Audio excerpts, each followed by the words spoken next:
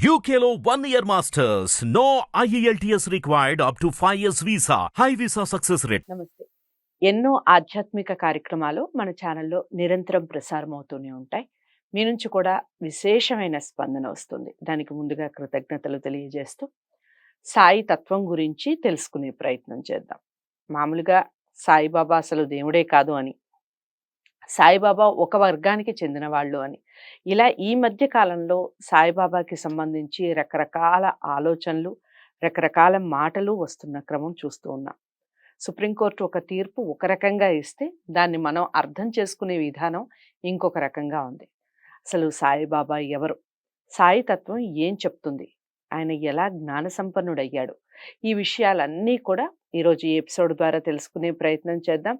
నాతో పాటు ఉన్నారు కళారత్న విక్కీ కృష్ణ గారు. సో ఆయన్ని అడిగి మరిన్ని విషయాలు తెలుసుకునే ప్రయత్నం చేద్దాం. ఎక్కడా కూడా వీడియో స్కిప్ చేయకండి. కృష్ణ గారు చెప్పే ప్రతి మాట కూడా నన్ను సాయితోనే నా నా ప్రయాణం అన్నట్టుగా చెప్తూ ఉన్నారు. ఇంతకుముందు నేను మాట్లాడినప్పుడు కూడా ఆయనే పలికిస్తారు అన్నట్టుగా చెప్తున్నారు. ఏం పలుకుతారు, ఏం మాట్లాడతారు, ఎలాంటి ప్రశ్నలు ఉత్పన్నమవుతాయి, ఈ విషయాలన్నీ కూడా మీరు వీడియో స్కిప్ చేయకుండా అందరికీ షేర్ చేయడం ద్వారా సాయి తత్వం గురించి అందరికీ తెలియజేసిన వాళ్ళు అవుతారు. నమస్కారం. సాయిబాబా యొక్క చరిత్ర ఏదైతే ఉందో, ఈ సచ్చరిత్ర ఎవరు అసలు, అంటే ఆయనే రచించుకున్నారంటారా?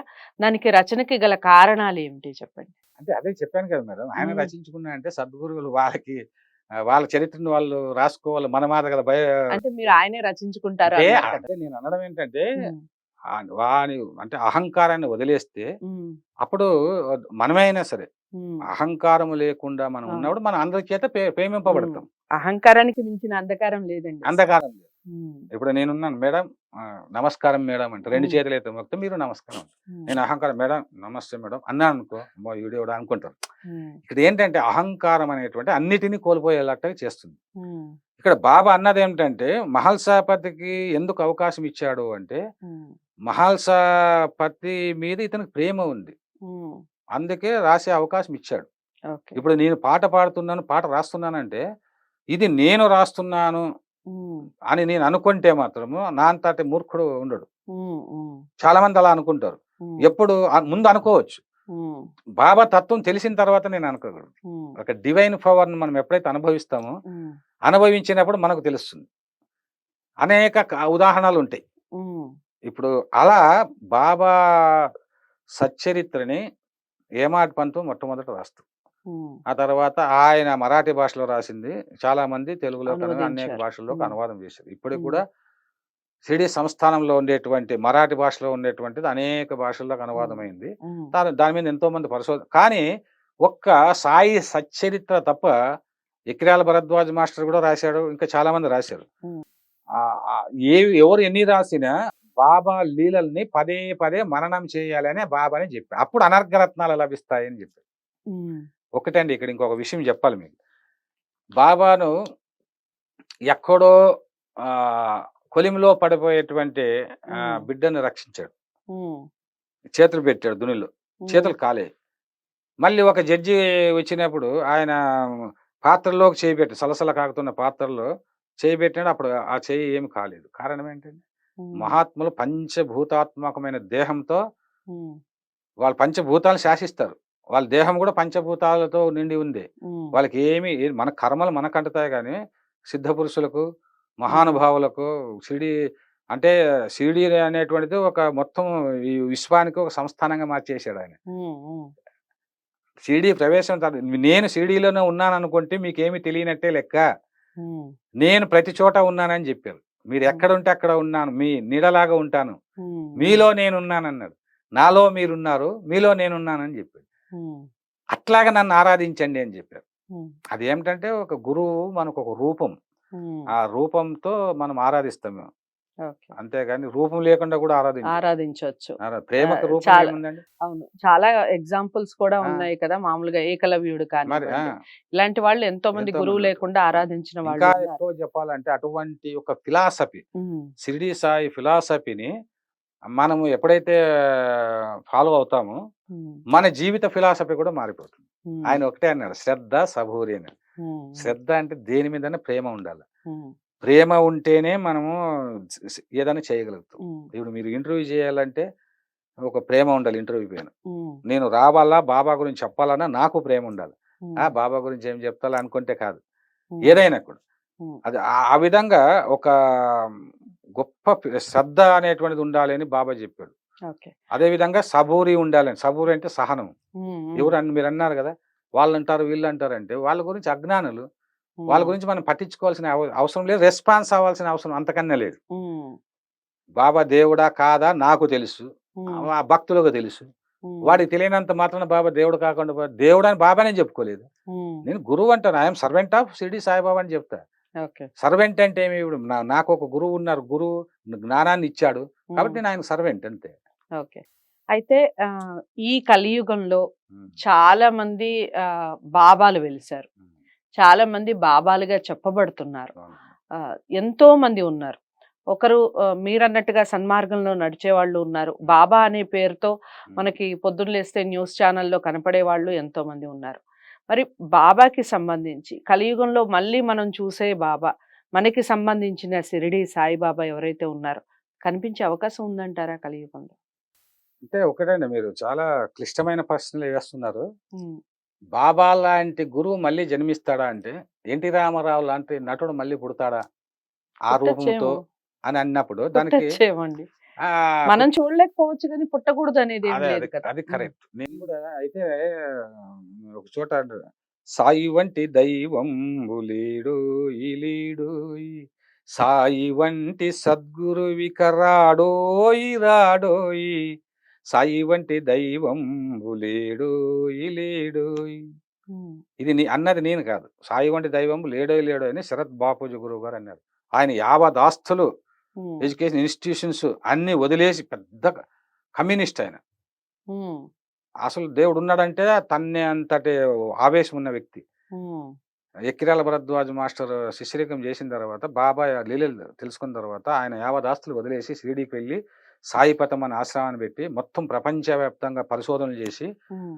ఆయన బాబా పైన అంత రీసెర్చ్ చేసి జగద్గురువుగా ఆయన కూడా అంత బాబా స్థాయికి వెళ్ళిపోయాడు అనమాట. హ్మ్. అంటే ఆయన అన్నాడు, సాయి వంటి దైవంబు లేడోయి లేడోయి అన్నాడు ఆయన. హ్మ్. అదే నేను దాని పాటగా రాసి, పిలిచినంతనే పలికే కరుణాంతరంగుడు తలచినంతనే ఎదుట నిలిచే గురుదేవుడు సాయి వంటి దైవం లేడు లేడు సాయి వంటి సద్గురువిక రాడోయి రాడోయి సాయి వంటి దైవం లేడోయి లేడోయి. కానీ మీరు అన్నదానికి నేను కరెక్ట్గా సమాధానం చెప్పాలి. హ్మ్. ఉపాసనీ బాబా అన్నాడు. ఆయన ఉపాసనీ బాబాను ఖండోబా దేవాలయంలో ఉండు నువ్వు అక్కడ ధ్యానం చేసుకోమని చెప్పాడు బాబా. హ్మ్. హ్మ్. ఖండోబా దేవాలయంలో ఉన్న తర్వాత అతను ఏ స్థాయిలో ఉన్నాడో టెస్ట్ చేయడానికి బాబా ఆయన రోజు నైవేద్యం తీసుకుని వచ్చేవాడు. ఆయన స్వయంగా చేసి నైవేద్యం తీసుకుని బాబాకు వచ్చి హ్మ్. ఒక రోజు నైవేద్యం తెస్తూ ఉన్నాడు. హ్మ్. ఒక నల్ల కుక్క ఎదురొస్తుంది. హ్మ్. నల్ల కుక్క ఎదురొచ్చినప్పుడు ఆ అతను చూసి ఇది కుక్కే కదా అనుకున్నాడు. ఛా! ఛా! అని అట్లా అని ముందుకెళ్ళిపోయాడు. బాబాకు ఈరోజు నీ నైవేద్యం నేను స్వీకరించను అంటాడు బాబా. ఎందుకు బాబా అంటాడు. హ్మ్. అరే నేను కుక్క రూపంలో వచ్చాను. నేను అన్ని జీవరాశుల రూపంలో ఉంటానని నువ్వు తెలుసుకోలేనటువంటి వాడు ఎప్పుడు నువ్వు జ్ఞానవంతుడవుతావు హ్మ్. అని.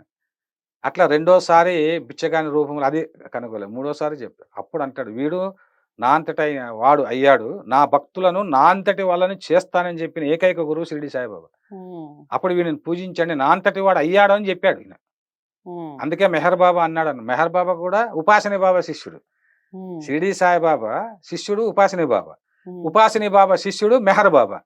మెహర్ బాబా అన్నది ఏం తెలుసు, ఆయన ఎప్పుడు మౌనంగా ఉండేవాడు కదా మెహర్ హ్మ్. బాబా. హ్మ్. ఆయన మౌనమే గొప్ప జ్ఞానం అంటాడు హ్మ్. జిడ్డు కృష్ణమూర్తి.